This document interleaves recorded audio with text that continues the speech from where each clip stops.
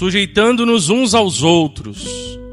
Vamos meditar nessa noite no texto de Efésios, capítulo 5, do verso 22 até o verso 23.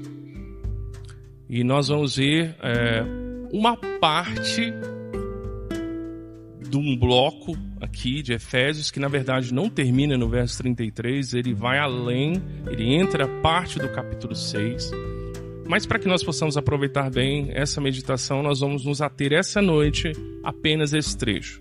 No próximo domingo nós vamos entrar numa segunda parte desse trecho e vamos ver o que a palavra de Deus tem para nós. E nós vamos pensar justamente a respeito do que é dito no verso 21. No verso 21 é dito: sujeitai-vos uns aos outros no temor de Cristo. E essa sujeição, ela é fruto de uma vida cheia da presença do Deus Trino. Quando nós estamos cheios do Espírito Santo de Deus, quando nós estamos cheios do Pai e do Filho, nós temos tudo o que é descrito aí, no finalzinho aí, né? Praticamente quase no final do capítulo 5. E o resultado no cotidiano é uma vida de sujeição mútua, um ao outro. Como essa sujeição se desenvolve na prática, a partir da palavra de Deus, é o que nós vamos ver essa noite, especificamente para os casais.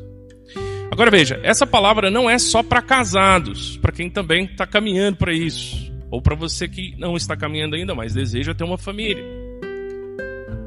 Inclusive para irmãos e irmãs que não têm cônjuges crentes, mas que ainda assim são desafiados a seguir esse padrão. Então é uma palavra muito relevante, muito relevante. Queridos, nós temos um grande desafio hoje relacionado ao casamento. 1 a cada 3 casamentos termina em divórcio no Brasil. Ok?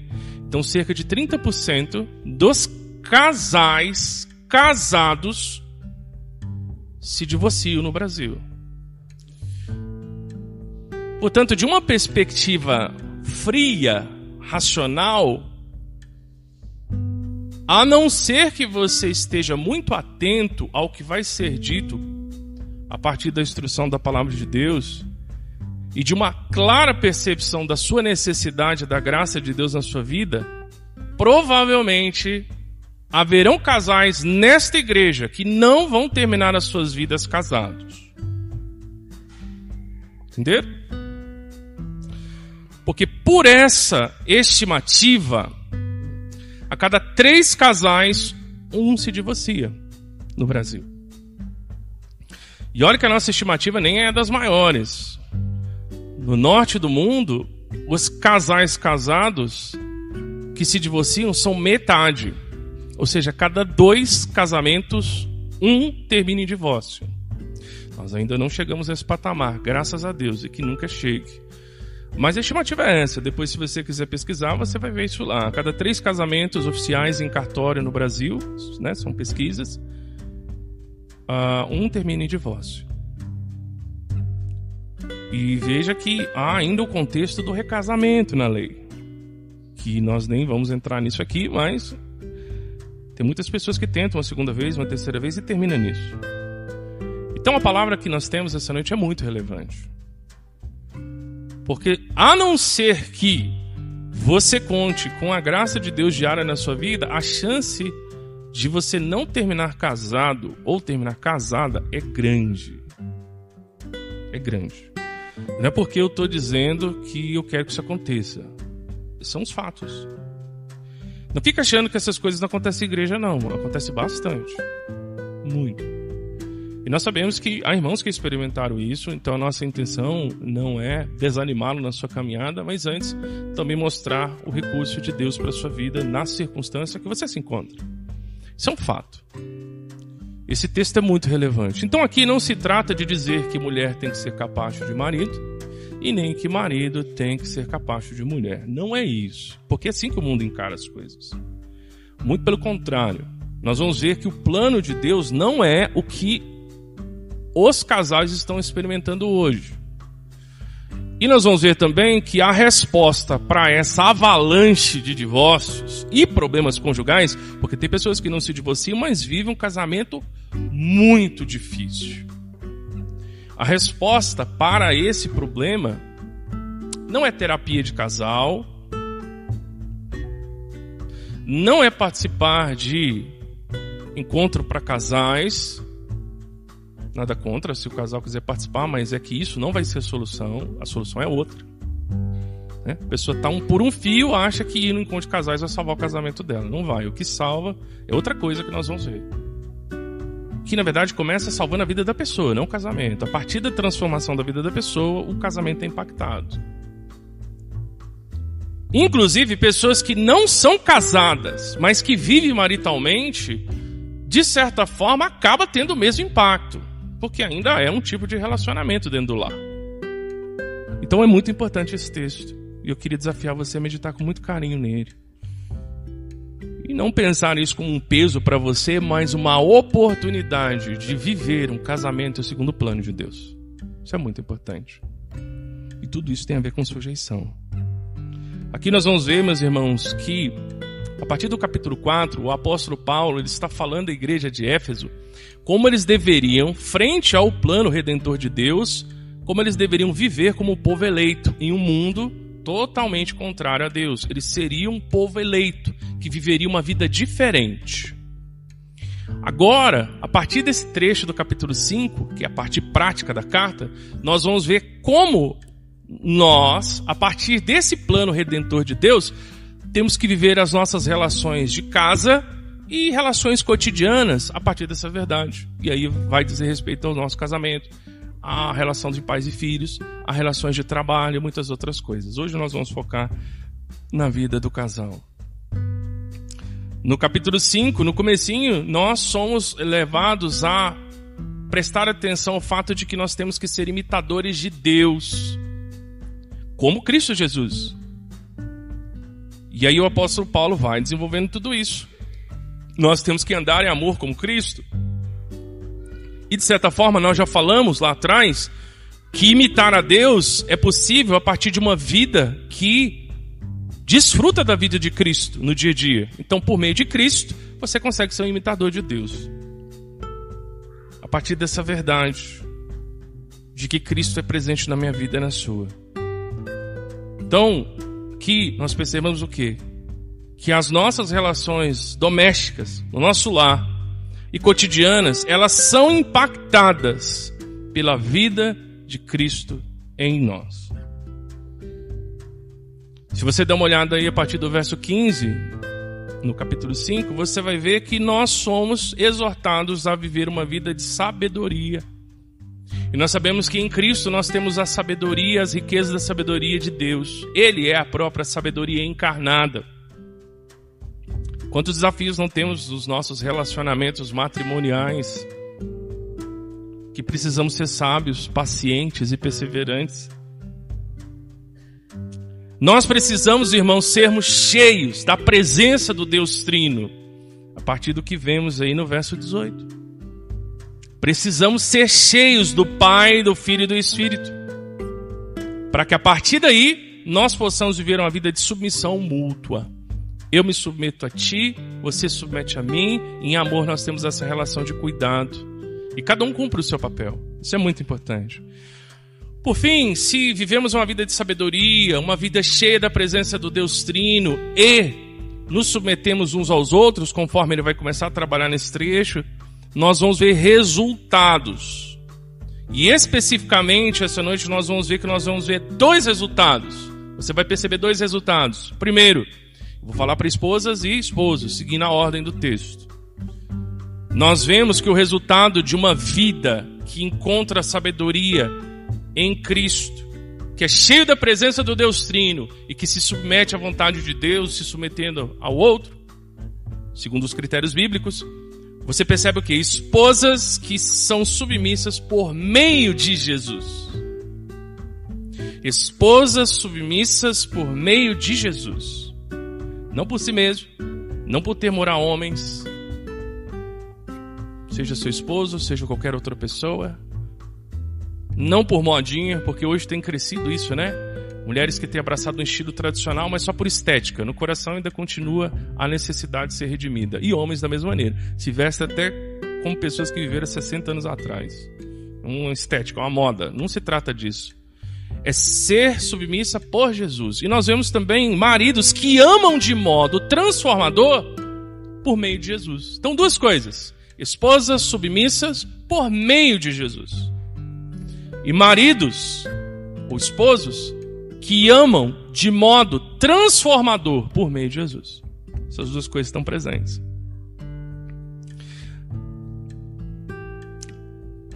Mas antes de vermos como isso vai acontecer, nós temos que recuar um pouco e entender aonde começou o problema.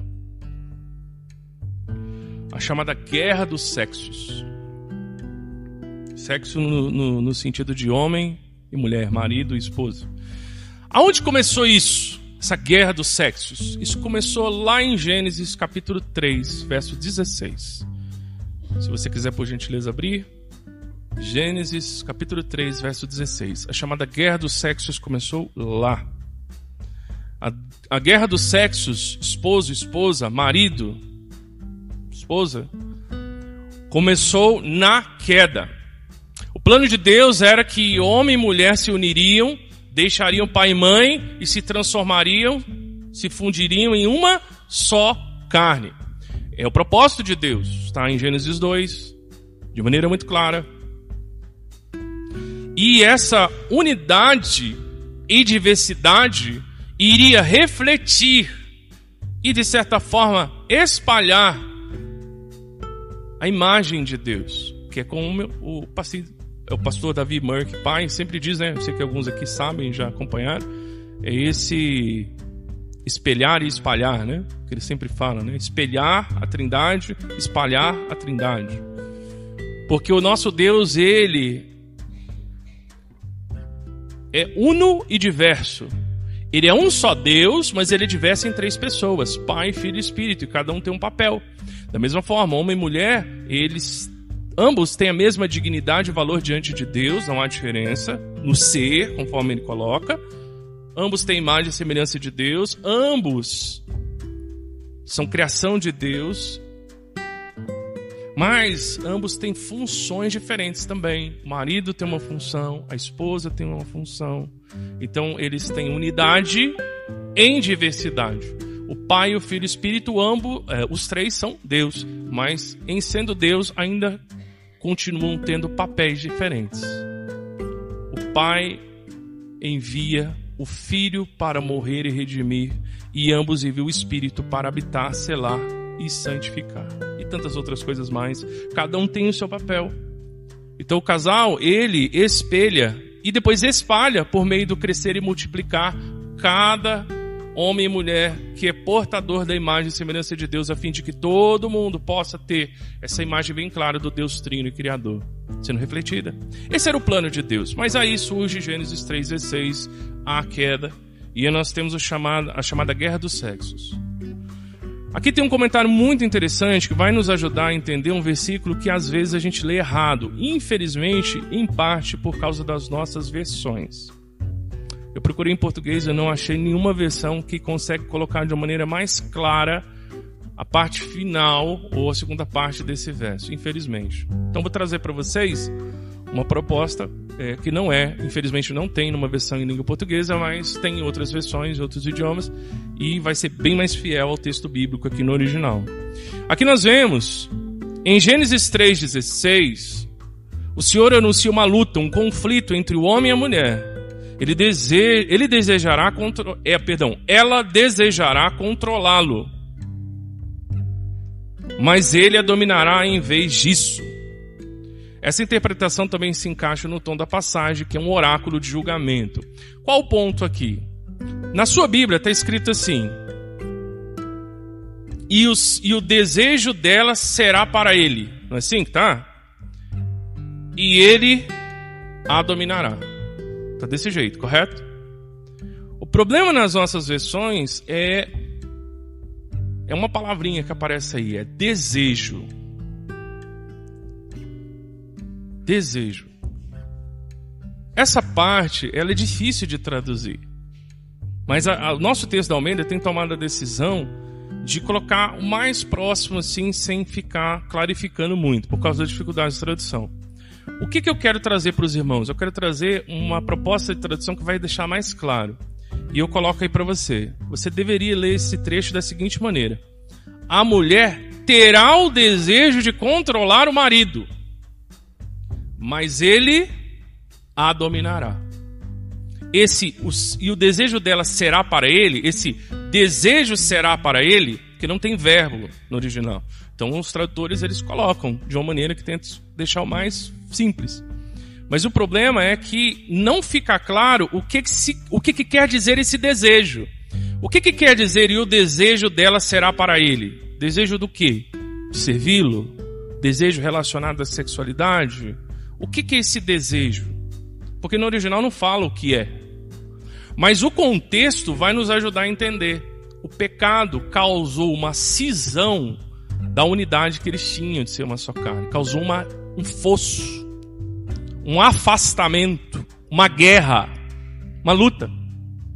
Tanto é verdade que nós vemos em Adão o primeiro sinal disso. Quando Deus chega até ele e cobra ele em relação à ação pecaminosa, né? O primeiro pecado da queda que eles cometeram, qual é a resposta de Adão? Em vez de ele assumir a responsabilidade como cabeça, o que ele faz? É a mulher que tu me deste. Ele acusa a Eva de ser a culpada. Aí você já vê o reflexo dessa luta, dessa guerra. Ele não protege Eva, ele expõe Eva à destruição. Deus poderia ter fulminado ela lá. Ele não se importa, ele é indiferente para com ela. Nós vamos ver no texto de Efésios o reflexo desse coração de Adão nos homens, que não ama como Cristo ama, antes é indiferente e deixa a mulher totalmente alheia aos seus pecados. Então aqui você já vê o traço dessa guerra. Quando chega aqui, o que é esse desejo? É essa proposta que eu estou trazendo e deixa mais claro. A mulher terá o desejo de controlar o marido. Por isso que há tanta dificuldade. Porque ela não quer ser dominada, ela quer o quê? Dominar. E o marido quer o quê? Ser dominado? Também não, ele quer dominar. Quando você tem duas pessoas ou dois grupos que querem a mesma coisa, o que você tem? E nenhum deles cede. O que você tem? Uma guerra. Você tem uma guerra. É isso. Então os problemas matrimoniais não começaram na modernidade. A coisa tem se intensificado, de fato. E, infelizmente, há muita facilidade para que essas coisas ocorram. Mas a guerra matrimonial ela começou no Éden. Porque o pecado causou essa guerra. Então todas as vezes em que você vê uma mulher querendo dominar, é o espírito de Eva no coração. E todas as vezes que você vê um homem querendo dominar de maneira pecaminosa, é um coração de Adão nesse homem. O espírito de Adão que está lá. Essa guerra ela é presente. Ela começou no Éden. Mas nós vamos ver, meus irmãos, que a partir de Cristo Jesus, essas coisas todas podem mudar. Porque a partir da obra transformadora de Jesus, nós somos libertos, redimidos. Redimir é ser liberto de uma escravidão. Então nós, casais, nós somos libertos, redimidos deste grande conflito e nós somos reconectados. Esposo e esposa são reconectados juntos ao plano de Deus. E essa, de certa forma, é a grande ideia dessa noite. A partir da obra transformadora de Jesus, somos libertos e reconectados juntos, unidos, uma só carne, ao plano de Deus. Isso vai trazer resultados para a nossa vida, conforme diz, esposas submissas por Jesus, por meio de Jesus. E maridos que amam de modo transformador por meio de Jesus. Meu irmão, minha irmã, se você, marido, quiser amar pelas suas forças, você vai falhar. Se você, esposa, quiser ser submissa pelas suas forças, você vai falhar. Mas a partir do poder transformador que há em Jesus Cristo, você poderá, de maneira alegre e com grande satisfação no seu coração, ser submissa ao seu esposo e amar a sua esposa. Porque Jesus, ele reverteu essa guerra. Ele trouxe paz onde antes era um campo de batalha.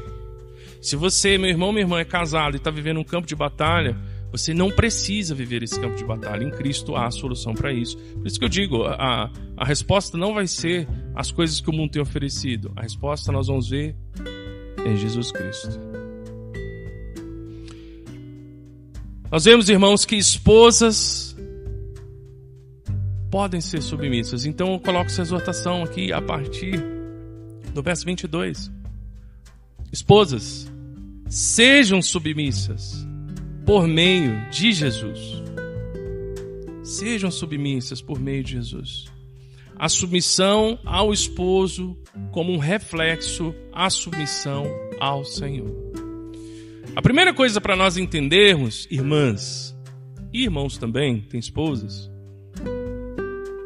é que a submissão feminina ela é condicionada a uma visão complementar do homem e da mulher. O que eu quero dizer com isso? A visão bíblica é uma visão de complementação, não de igualdade nas funções.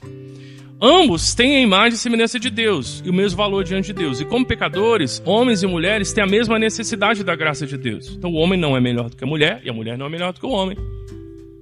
Contudo, tem papéis diferentes. Por isso que é complementar. O papel do homem complementa a mulher e o papel da mulher complementa o homem. Então a submissão bíblica, ela depende de uma compreensão e crença, convicção, assentimento de que as esposas, elas têm um objetivo, um papel a partir da palavra de Deus para com seus esposos. Senão não dá certo. Você não consegue entender e nem viver. A analogia que nós vemos aqui no texto é da cabeça e do corpo, ou de Cristo à igreja. Vamos ler? A partir do 22 diz: mulheres, cada uma de vós seja submissa ao marido, assim como ao Senhor. Pois o marido é o cabeça da mulher, assim como Cristo é o cabeça da igreja.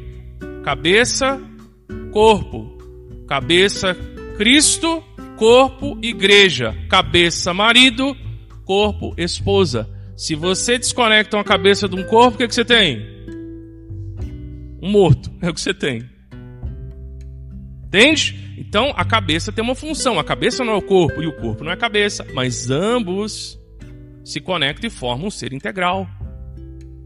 Não há como a igreja se dissociar da cabeça. No dia que a igreja dissociar, deixou de ser corpo de Cristo. Morreu.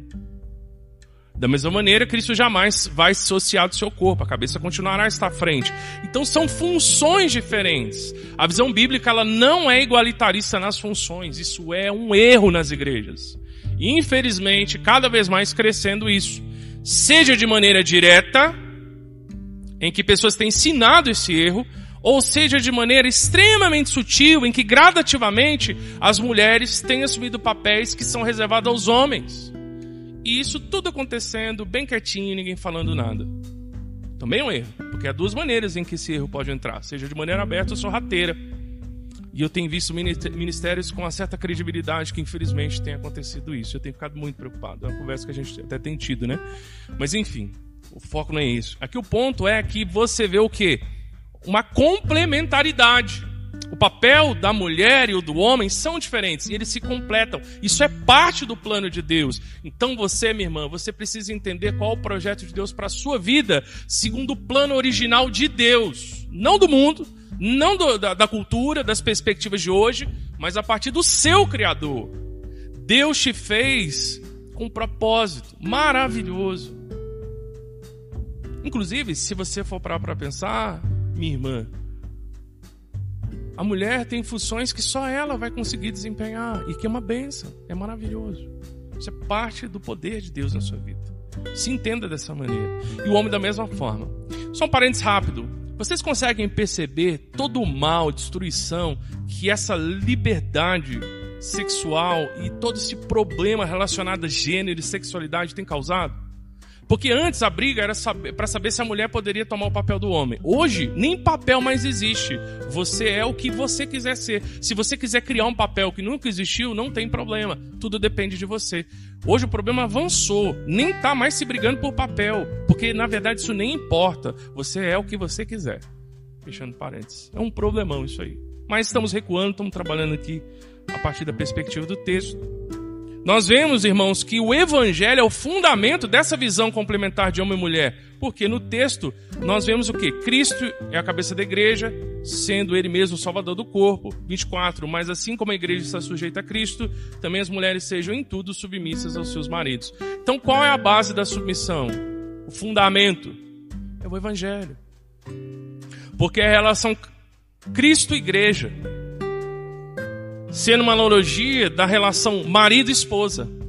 E Cristo-igreja só existe porque existe evangelho.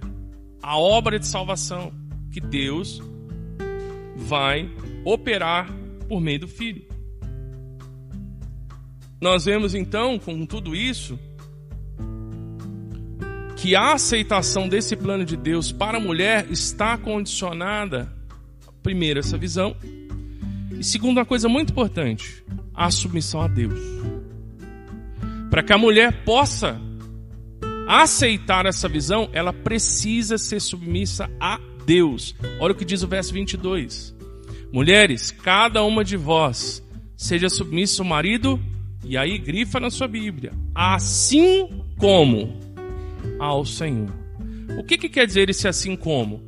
Da mesma maneira que você é submissa a Deus, seja submissa ao seu marido.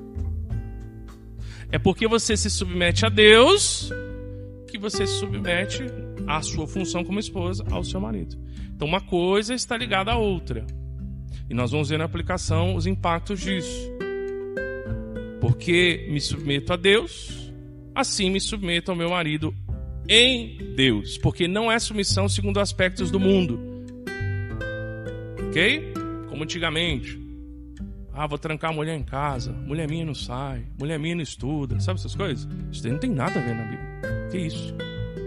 Então, é uma submissão segundo os critérios de Deus, não desse mundo. Mas ela existe, e existe por causa da submissão a Deus. A liderança de Cristo, que é o cabeça, é alicerçada a sua submissão ao plano redentivo do Pai, de morrer pelo povo, pelo qual seria redimido por sua morte. A submissão de Cristo ao Pai fundamenta a sua liderança. Ou seja, nós vemos que essa submissão, ela vai, de certa forma, de Cristo ao Pai, vai fundamentar tudo isso aí. Vamos pensar as aplicações aqui.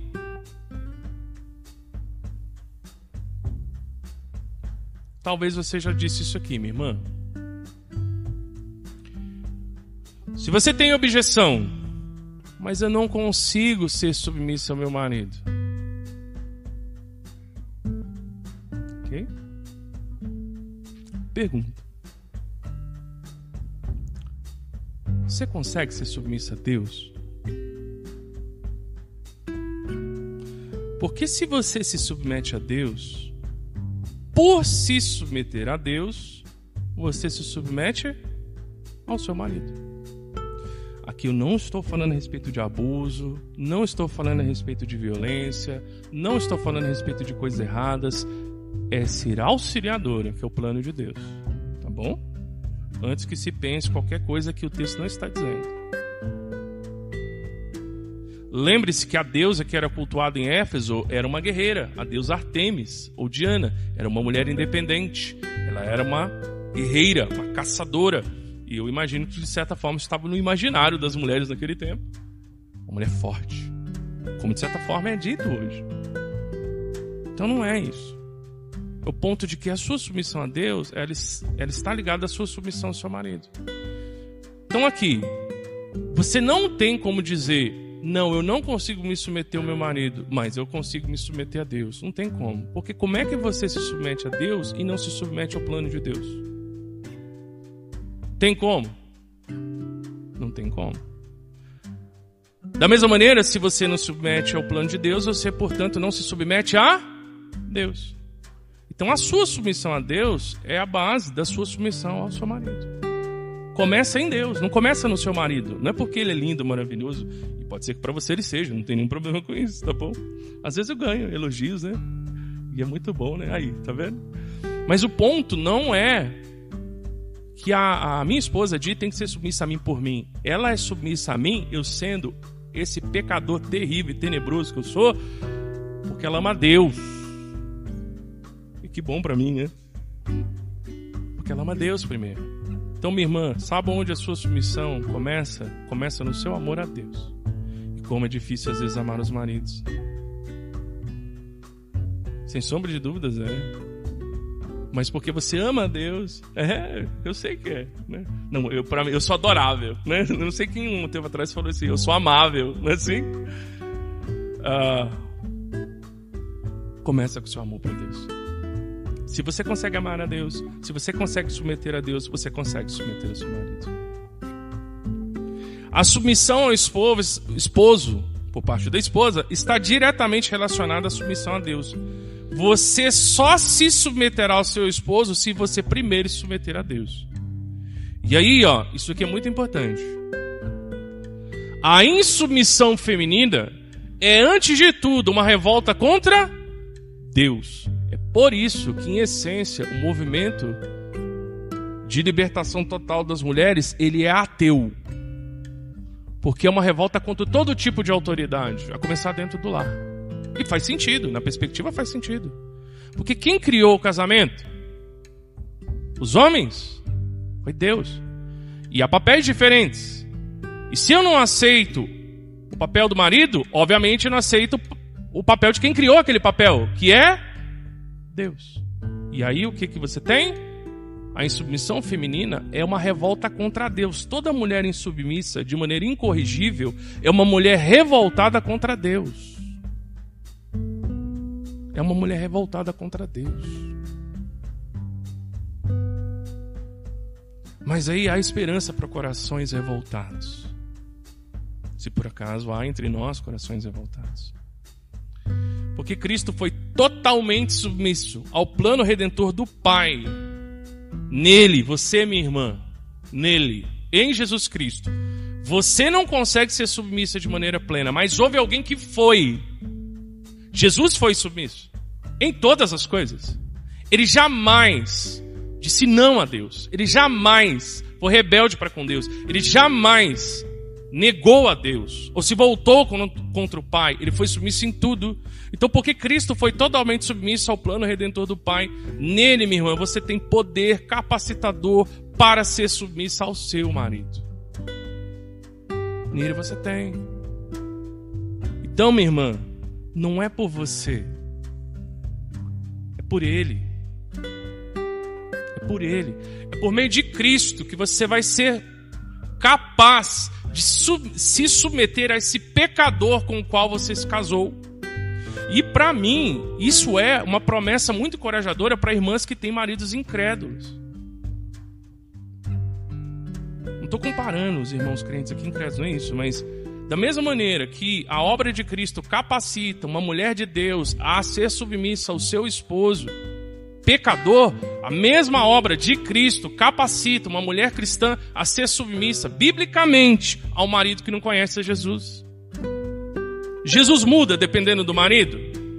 Se for crente é de um jeito, se for incrédulo é de outro. Muda? A obra de Cristo muda? Não muda. Que bom por isso. Porque tanto irmãs que têm maridos crentes, quanto irmãs que têm maridos incrédulos, poderão ter em Cristo poder capacitador para ser submissa ao seu esposo. Isso é muito encorajador. Então não é pelas suas forças, é pelas forças de Cristo em você. Se agarre a Cristo, creia em Cristo, busque a Cristo, se fortaleça na sua comunhão com Ele. É por meio dele que você vai conseguir cumprir o papel que Deus deu a você, que é muito importante. É um papel que o Criador te deu, que abençoa muito os esposos. Mas vamos pensar agora nos esposos. Desculpa, só pulei um ponto. Jesus Cristo, minha irmã, é o fundamento da submissão. Jesus Cristo é o fundamento da submissão. Vamos, esposos, agora? As irmãs, até que enfim. Maridos, amem de modo transformador por meio de Jesus. Amem de modo transformador por meio de Jesus. O que nós vamos ver aqui? De novo, a liderança masculina ela é condicionada a uma visão complementar homem e mulher. Papel do homem, papel da mulher. a analogia do amor Cristo-Igreja. Novamente, Cristo-Igreja, maridos, cada um de vós, ame a sua mulher. Aqui, o pedido é lá atrás, é para que a mulher se submeta. Aqui é para que o homem ame. Mulheres, esposas, sejam submetidas aos seus maridos. Maridos, amem as suas esposas. Agora somos nós. Amem as suas esposas. Essa é a exortação. Assim como Cristo amou a igreja, a si mesmo se entregou por ela, a fim de santificá-la, tendo-a purificado com o lavar da água pela palavra, para apresentá-la a si mesmo como igreja gloriosa, sem mancha, nem ruga, nem qualquer coisa semelhante, mas santa, irrepreensível. Aqui nós vemos, irmãos, que o alvo desse amor de Cristo para com a igreja é um amor transformador. Por que é um amor transformador? Porque conforme nós vemos a partir do 26, é um amor que fez com que Cristo santificasse a igreja, separasse ela, purificasse ela com o lavar da água, pela palavra, e apresentasse a igreja como uma igreja gloriosa, sem mancha, sem ruga, nem qualquer coisa semelhante, mais santa e irrepreensível. A imagem aqui é de um homem que pegou, uma mulher numa situação de fragilidade, de necessidade,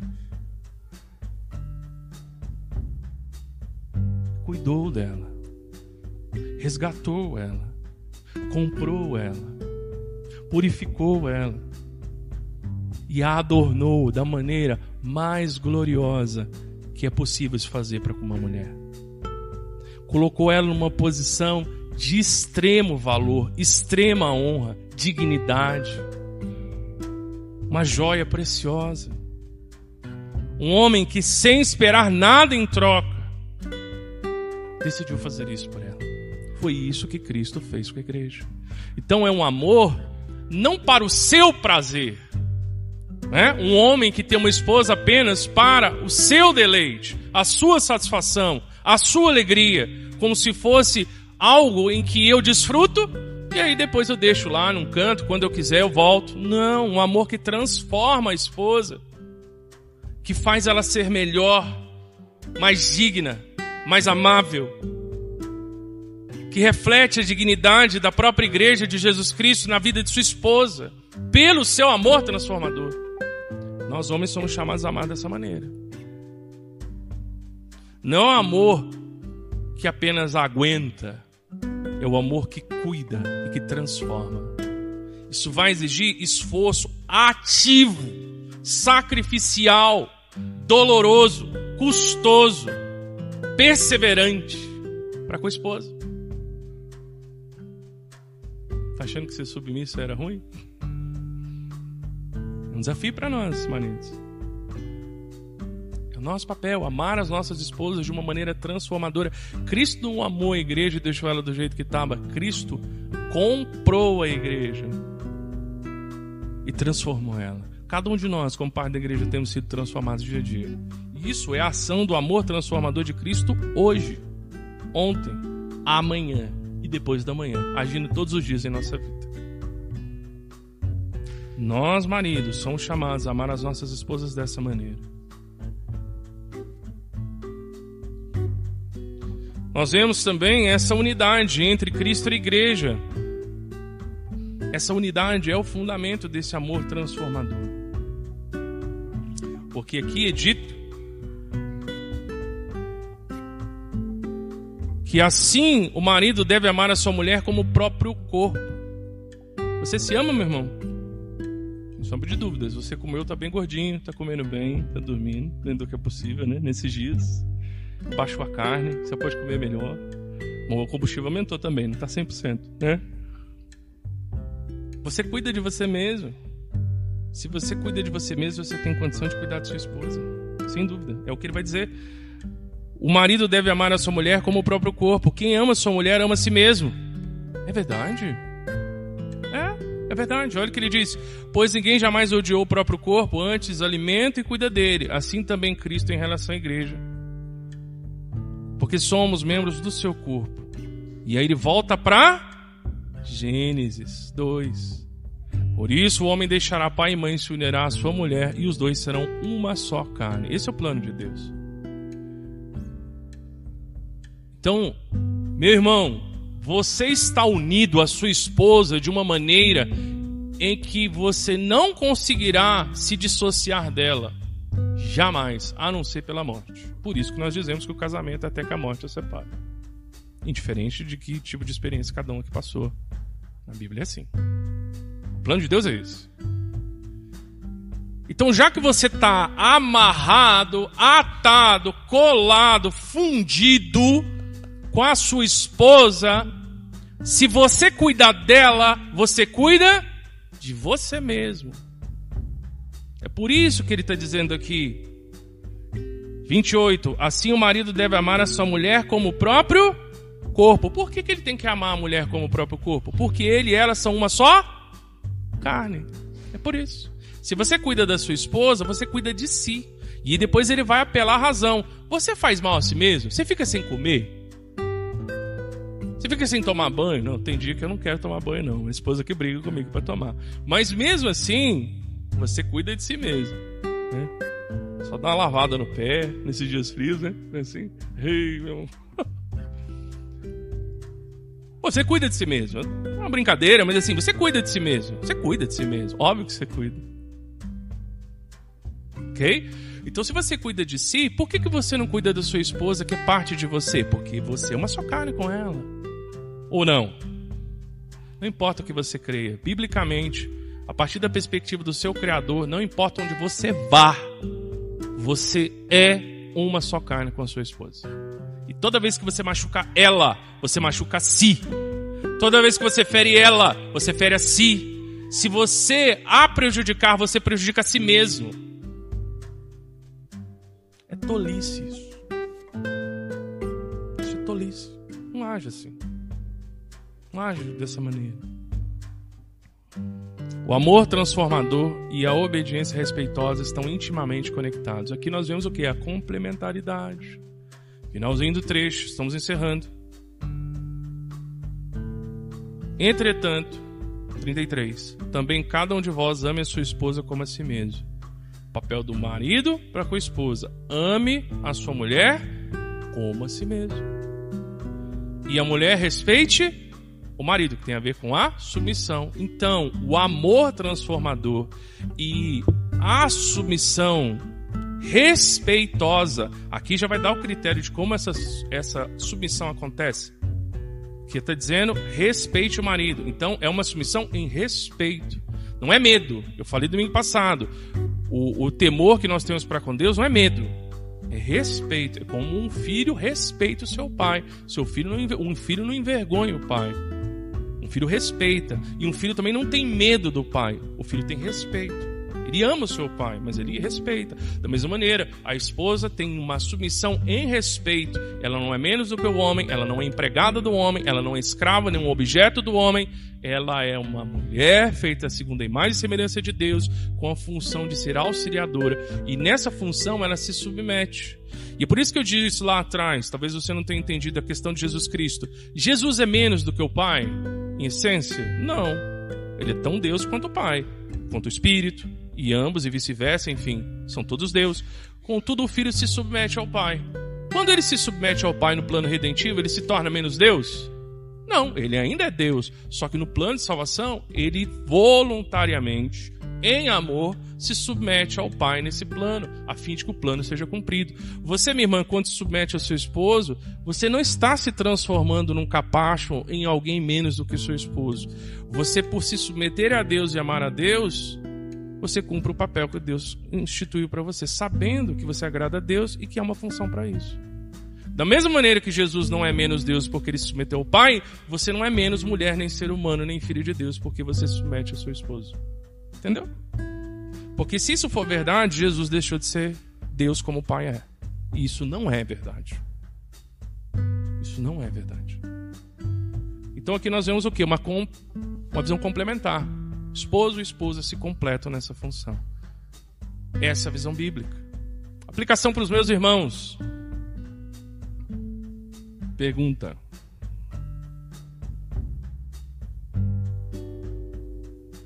Talvez você, meu irmão, diga, mas eu não consigo amar minha esposa como eu amo a Cristo.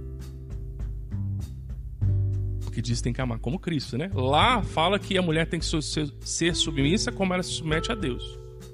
Aqui diz que o marido tem que amar a sua esposa como Cristo amou a igreja. Então o padrão do amor do marido é o amor de Cristo. Não tá fácil pra gente também, tá bom? O padrão é esse.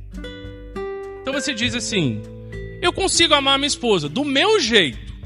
Não. Não é isso que a Bíblia está dizendo. A Bíblia está dizendo que você, meu irmão, você tem que amar a sua esposa como Cristo amou a igreja. O padrão é esse. Aí você diz: ah, pastor, mas eu não consigo amar a minha esposa como Cristo amou a igreja.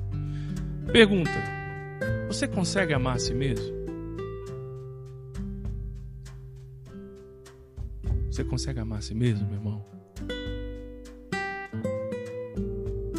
Porque o texto vai dizer: quem ama a si mesmo, ama a sua esposa.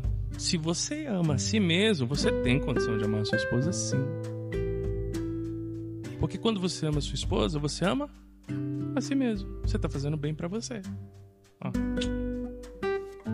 Inconsequente, você está cumprindo o papel que Deus instituiu para você. Fique certo disso, meu irmão. Todas as vezes que você deixa de amar a sua esposa, você, de certa forma, está se odiando, está se prejudicando. Não amar a sua esposa é uma maneira de odiar a si mesmo.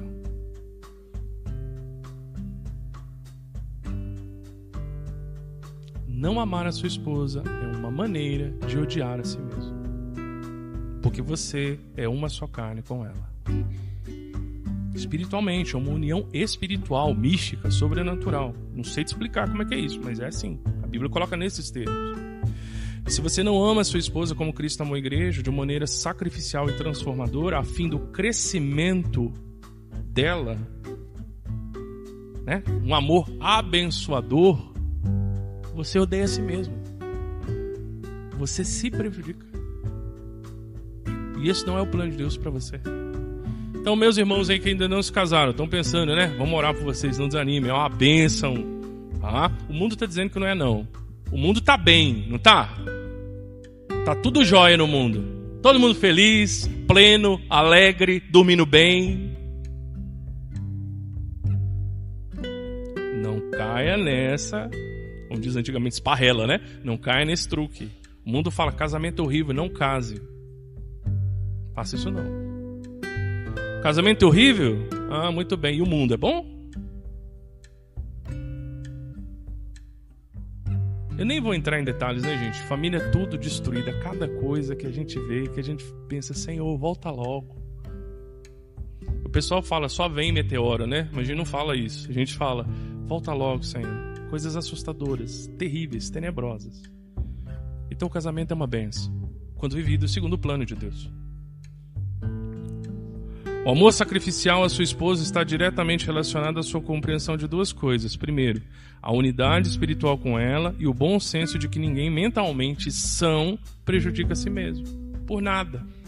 Então você é uma só carne com sua esposa, e para que você vai fazer mal a si mesmo? É o que eu enfatizei tanto. Aqui, ó. Importante. A indiferença egoísta masculina é, antes de tudo, uma negação do evangelho. Vamos lá. Como é que Cristo amou a igreja?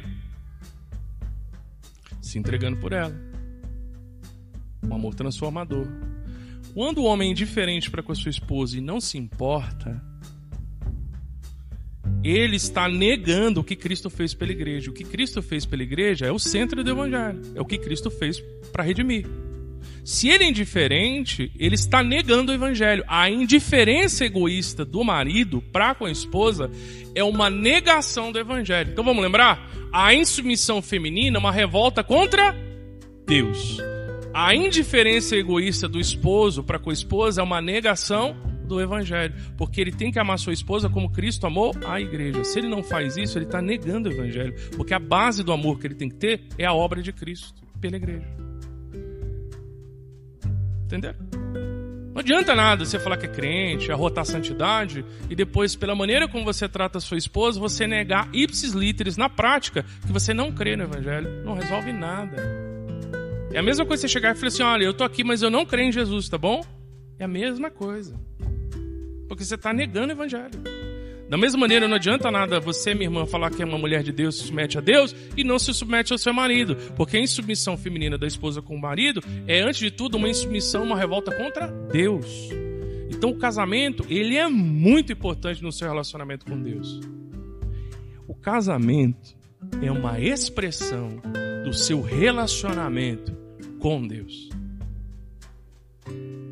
E o casamento, para nós, como crentes de Jesus, é a possibilidade de viver o plano de Deus pleno para o casal, porque nós vamos ter a mente de Cristo, o Espírito Santo de Deus e o poder capacitador e transformador para vencer todas as dificuldades que existem no casamento. A gente não faz uso, nós não cremos, nós não nos submetemos, mas o poder transformador está lá. Não é pela minha força, não é pela sua força, é pelo poder de Cristo. Porque Cristo amou sacrificialmente aqueles que Ele veio redimir. Nele, meu irmão e minha irmã, você tem o poder redentor para ser liberto da indiferença egoísta. Você pode acrescentar em submissão ao esposo. E 2, para perdoar e encontrar reconciliação por meio da paciência perseverante para com a sua esposa. Não é por você mesmo. É através de Cristo. Como eu tenho visto casais que se odeiam. Não falam isso com a boca, mas com sua vida mostra que se odeiam. Isso envergonha o evangelho. E mina o seu relacionamento com Deus. Não importa quantas vezes você vem na igreja. Mas sabe qual é a esperança para mim e para você? Todas as vezes que eu faço isso também, de maneira tola, porque eu acabo odiando a minha própria carne, é porque Cristo foi submisso. Minhas irmãs, vocês podem ser no poder dele. É porque Cristo amou a igreja, meu irmão indiferente, como muitas vezes eu sou. Você pode amar a sua esposa. É por ele. Você pode fazer isso. Jesus Cristo é o fundamento da reconciliação e amor transformador. Ele é o fundamento da reconciliação de casais que se odeiam, não se perdoam, vivem um campo de batalha diário de segunda a segunda. Ele é o fundamento da reconciliação e, meu irmão, do amor transformador que vai agir na vida da sua esposa. Lembre-se que a carta aos Efésios diz que todas as coisas terminarão culminando em Cristo. Cristo exercerá a centralidade de todas as coisas do universo. E isso, obviamente, inclui o casamento. Obviamente, inclui nossas relações domésticas e cotidianas. E aqui, em específico, essa noite meditamos sobre o casamento.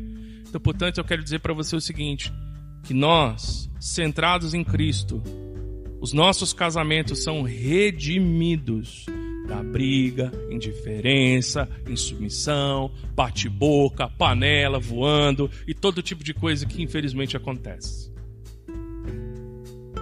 Casal dormindo separado, casal que não tem vida matrimonial há anos. Isso envergonha o evangelho profundamente. Eu não estou falando de problemas de saúde, tá bom? Tem pessoas que às vezes podem estar passando por isso, procura o médico, busca ajuda. Disso não, é falta de perdão, falta de amor, falta de paciência, falta de submissão, falta de amor transformador, falta de viver a realidade de ser uma só carne. Quando o nosso casamento é centrado em Cristo,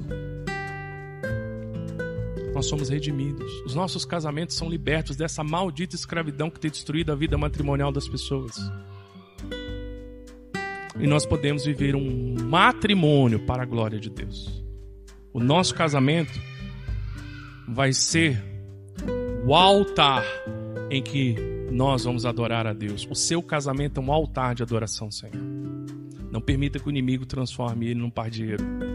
Não permita isso. Você não precisa viver isso. Em Cristo Jesus você pode viver um casamento diferente. Aqueles que estão entre nós, que estão entendendo esse plano, mas ainda não tomaram a decisão de publicamente selar essa aliança do matrimônio, se casar mesmo, casar, né? Porque o mundo tem esse ditado, vivendo com fé, como é que é? Amigado com fé, casado é, né? Pelo menos aí em Minas a gente tem esse ditado aí. Não. Casar casado, bonitinho. Louvado seja Deus, né? O Senhor tem transformado vidas, a gente fica muito feliz porque a gente sabe que é a ação de Deus. Saiba que é um plano maravilhoso para a sua vida fazer isso. É plano de Deus. Vale a pena. Não aceita a visão do mundo, não. Isso vai destruir sua vida e sua família. Abraça o plano de Deus para sua vida. É desafiador, mas caminhar nessa vida é cada dia mais entender que nós precisamos de Cristo todos os dias. Quem está caminhando para isso, continua com fé, com essa resignação. Deus tem uma obra maravilhosa na sua vida e o seu casamento será um altar no qual você vai glorificar a Deus, se ele for centrado em Cristo. Centrados em Cristo, nossos casamentos são redimidos e vivemos o matrimônio para a glória de Deus.